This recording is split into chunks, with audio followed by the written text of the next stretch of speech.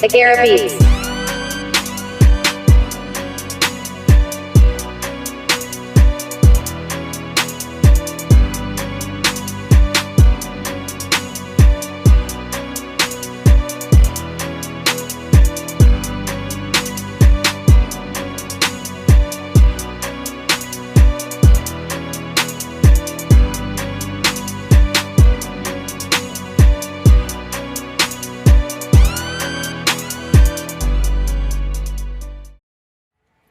आज के 50-60 वर्ष जो पुराने लोग इनसे पूछे आप, अगर किसी को कोई परेशानी होती थी, कहते नहीं नहीं ये जमीन यहाँ पशु बांधो और तुम्हारे पास नहीं है, तुम ये जोत लो, तुम ही रहो हम भी रहेंगे, तुम ही खाओ हम भी खाएंगे, तुम ही चले जाओगे हम भी चले जाएंगे, जमीन तो यही पड़ी रहेगी।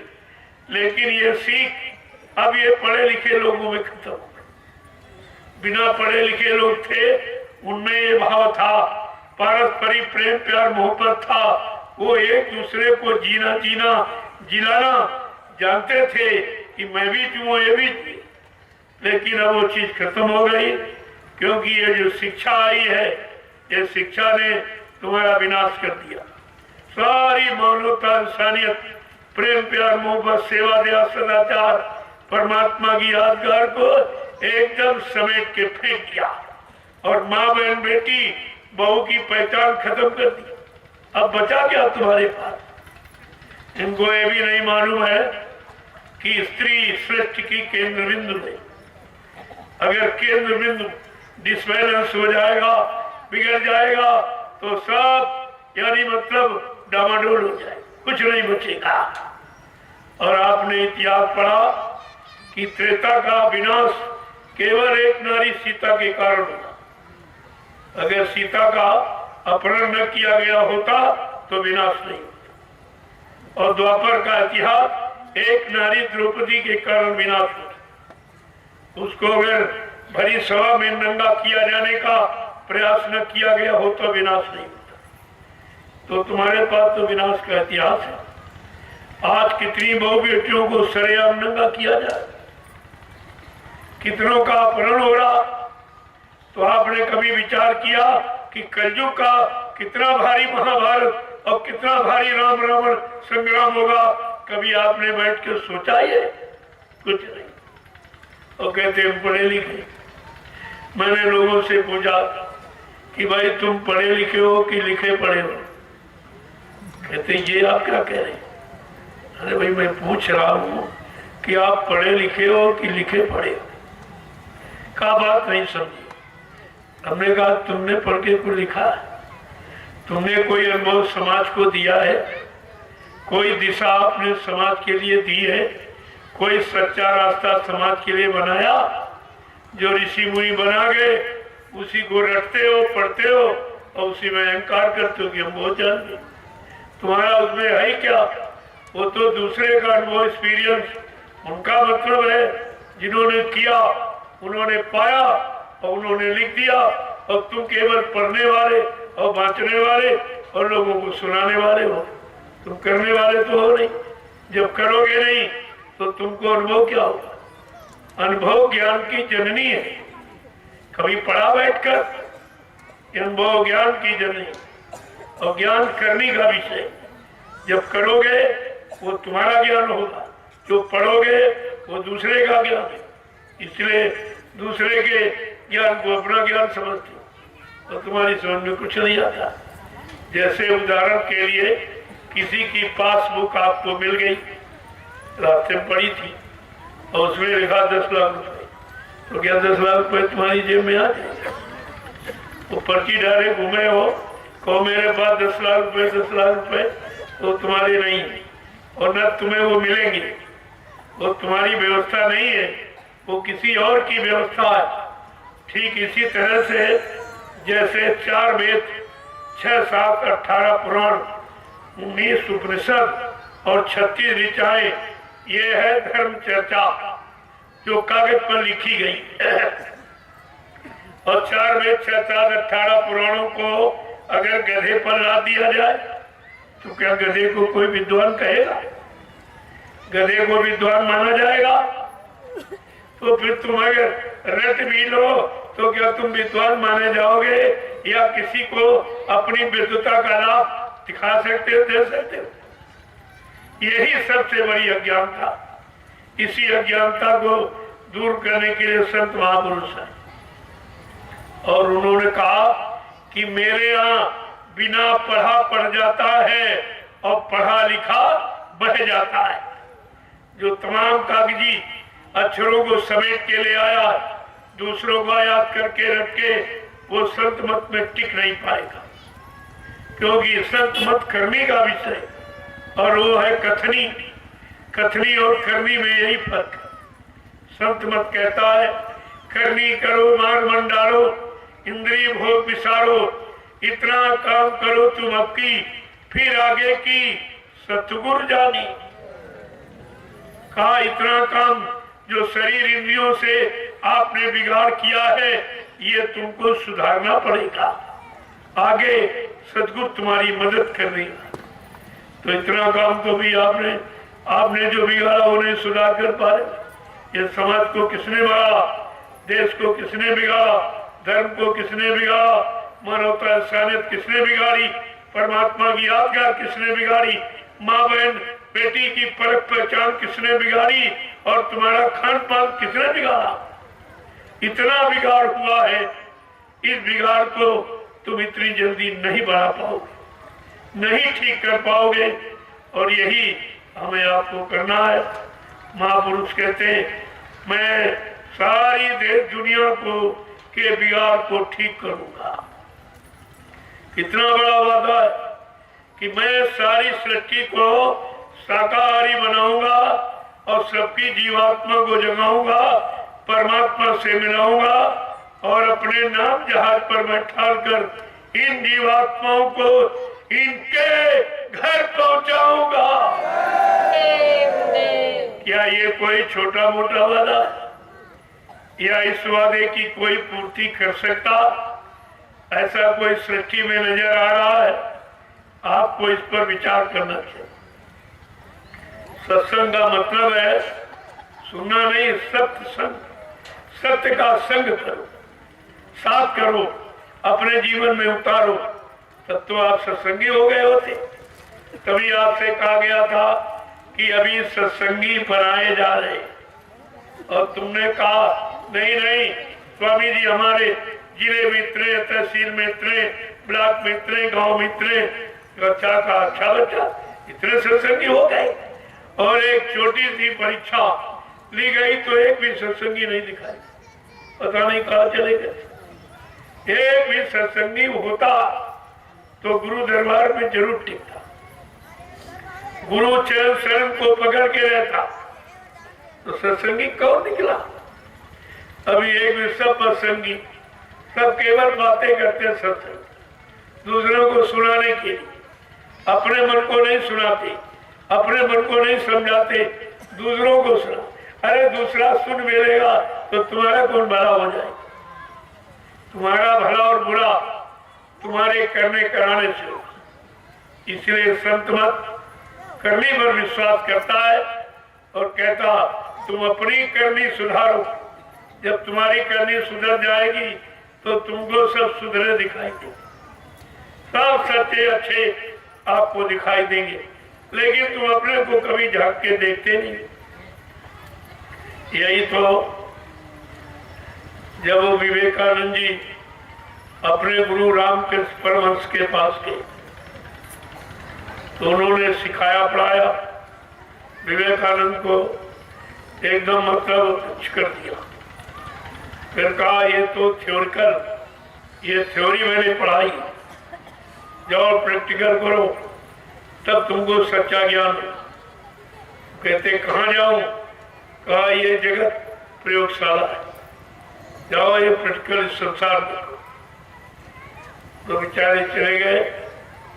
तो जब निकले तो लोग बड़ा सम्मान किए। अरे कहा वो विवेकानंद जी बाल ब्रह्मचारी आ गए, रामकृष्ण परमहंस जी के शिष्य हैं, और ये समझकर सब बहुत सम्मान, इतना सम्मान दिया कि 1 साल के बाद वापस लौट के गुरु के पास गए। तो गुरु ने पूछा बहुत समय लग गया।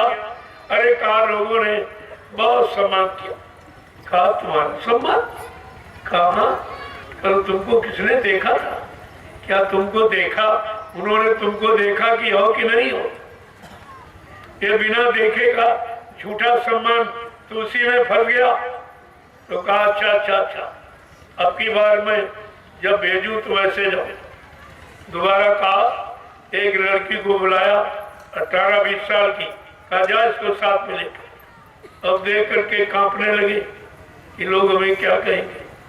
कहा क्यों डर रहा है?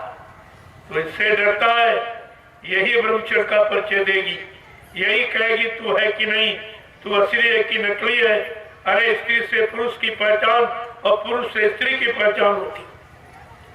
जो बेचारे गए, जब लोगों ने देखा कि तो लड़की लेके आया, तो दूसरे दिन भगा दिया। लौट के आए, कहा बड़ी बहुत जल्दी भगाए। कहा लोगों ने बड़ा अपमान किया।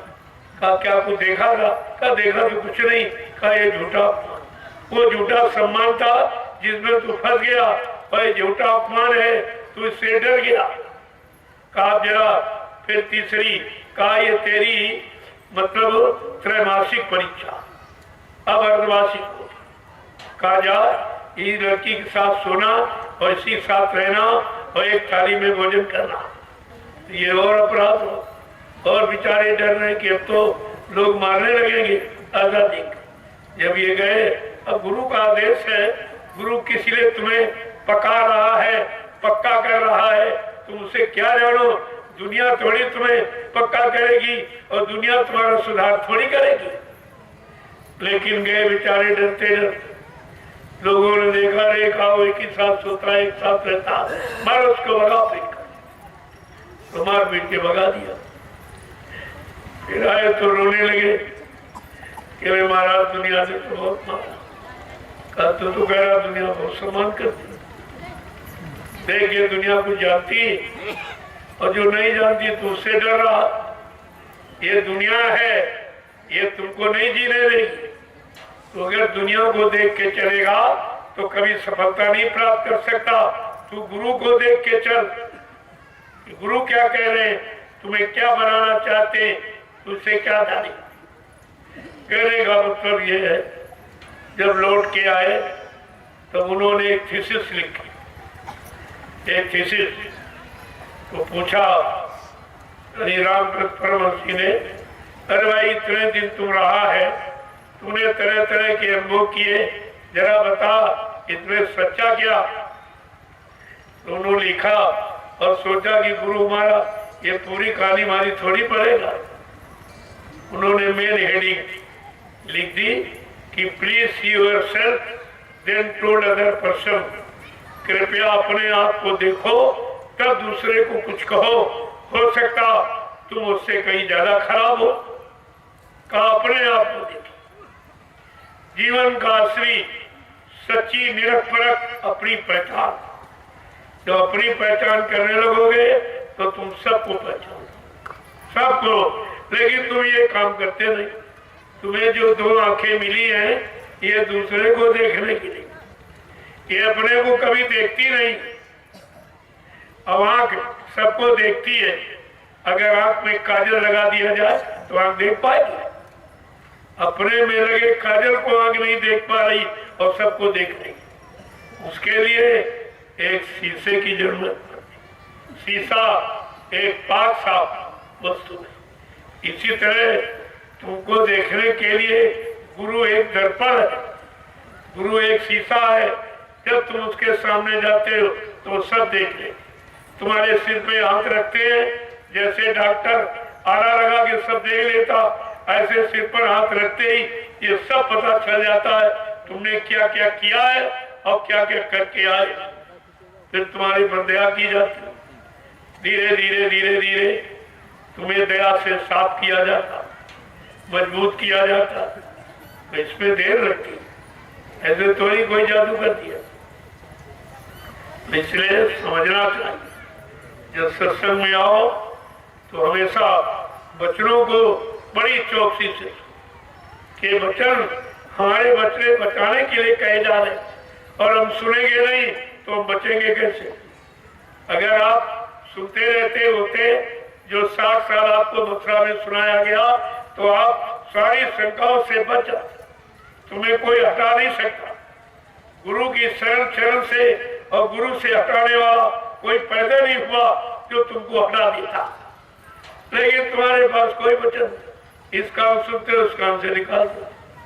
अगर ऐसे करते रहोगे तो जीवन चला जाएगा, मिलेगा कुछ नहीं मिलेगा। तुम दरबार से खाली लौट जाओ, दरवाजे पर आए और लौट के खाली। पहली बात तो दरवाजे पर ही जीव नहीं आ पाता, किसी पुण्य कर्म के कारण आ भी गया और खाली लौट गया, क्योंकि आपने वचनों को सुना और तुम्हें सुनने में नहीं देगा काल तुम्हें सुनने भी नहीं देगा, क्योंकि काल ये जान गया। जब से सदगुरु दाता दयालु ने अपना चरण काल की नगरी में रखा, तब से काल बहुत चिंतित है। ये कहीं सब जीवात्माओं को जगह के यहाँ से अगर ले गए तो मेरा देश खाली हो जाएगा, मैं किस पर राज करूंगा। बहुत चिंता है, इसलिए वो तुमको फंसाने के लिए तमाम तरह के जाल बनाएगा। ये मान सम्मान है भी जाल है उसका। कोई सामान दे दे, रुपया दे दे, धन दे दे, सब फंसाने का, क्योंकि ये सामान तुम्हारे साथ नहीं जाएगा। हम आप माँ के गर्भ से नंगे अकेले आए हैं, जब यहाँ से चलोगे नंगे अकेले जाओगे। सारा सामान रखवा देगा, कितने मकान बना डालो, दुकानें बना दो, पैसा जमीन, लेकिन वो सब रखा कहा यही रखी हो जाइए। तुम नंगे आए थे मेरे देश में, यहाँ से ले नहीं जा। अब जब अंत टाइम में तुमको होश आया कि रे मैं तो ये अपना सामान समझकर रात दिन पूरा जीवन इसी में बिता दिया कि जमीन हमारी है, दुकान हमारी, मकान हमारा है और बच्चे हमारे, पत्नी हमारी, पति हमारे, और ये तो कोई हमारा साथ नहीं दे रहा, हमें तो अकेले जाना हो रहा। जब जीवन खत्म हुआ तब जीने का ढंग आया। तुम्हारी समझ में कब आया? तो जीवन समाप्त हो गया। जब तुम चलने की तैयारी में, तब कहते क्या बताए, समझ नहीं पाए। अरे समझ नहीं, समझाने वाले ने कसर रखी क्या? 60 साल किसी ने आपको कभी समझाया? यहाँ तो कबीर साहब ने कहा कि कहा सुनी माने नहीं, दे धक्के दो चार। अगर एक बार कहना समझाना नहीं मानता, मारो धक्का, चला जाए। जब कभी उठेगा संभल के तब आएगा। लेकिन ये अनामी महाप्रभु ये यह काम करने नहीं आए, धक्का मारने। ये तो गिरों को उठाने के लिए और बिगड़ों को सुधारने के लिए और पापियों के पाप को माफ करने के लिए आए। ऐसा अनामी महाप्रभु धरती पर पहली बार आया, इसीलिए लोग नहीं पहचान पाए। वो तो समझते थे दाढ़ी बाल देखी, अरे बाबा आगे बाबा, अरे बाबा तो तुम भी हो। बाबा किसको कहते हैं? बाप के बाप को। बाप का बाप बाबा कहलाता, या सभी बाबा हो गए। मतलब तो आप किसी बात को समझते नहीं हो। ये दाढ़ी बाल ये महात्मा नहीं, महान आत्मा। वो तो आत्मा के लिए महान शब्द का प्रयोग किया गया, शरीर के लिए, जाति के लिए, धन दौलत, पढ़ाई लिखाई और पदों के लिए महान आत्मा शब्द प्रयोग नहीं किया गया। वो भी तो आप नहीं समझ पाते हो कि क्या कहा जा रहा, कहने का मकसद क्या, अर्थ क्या है। तो अगर ये समझने लगो तो अब तक तो बहुत समझ तुम्हारे में आ जाती। तो वही समझते हो हमारे जैसे आंख कान नाक मुंह वाले हैं। अगर तुम्हारे जैसे है तो जरा किसी की स्त्री पर हाथ रखे देखो, कितने जूते पड़ेंगे तुम्हारे, गिनती नहीं लगेगी। और यहाँ ये जबरदस्ती महिलाएं हाथ खींच के कहती हमारे सिर पे, हमारे सिर पे हाथ क्यों नहीं रखा? ये क्या है? यहीं से आपको समझना चाहिए ये शरीर नहीं है, ये शरीर में आए हैं। अगर शरीर लेकर नहीं आते तुम बोली बात नहीं समझ पाते। कोई दूसरा शरीर अगर महापुरुष धारण कर ले तो आप बोली बात समझ पाओगे। तो तुम्हारे लिए मानव तन धारण किया गया, अब तुम अपने जैसा समझे कि हमारे जैसे हाथ पैर नाक कान मुंह वाले। अरे ये तो शरीर की बनावट, जो शरीर में आएगा ये बनावट उसकी है, लेकिन आत्मा जगी है, वो तो जब चाहे शरीर से निकल जाएगी, जब चाहे आ जाएगी।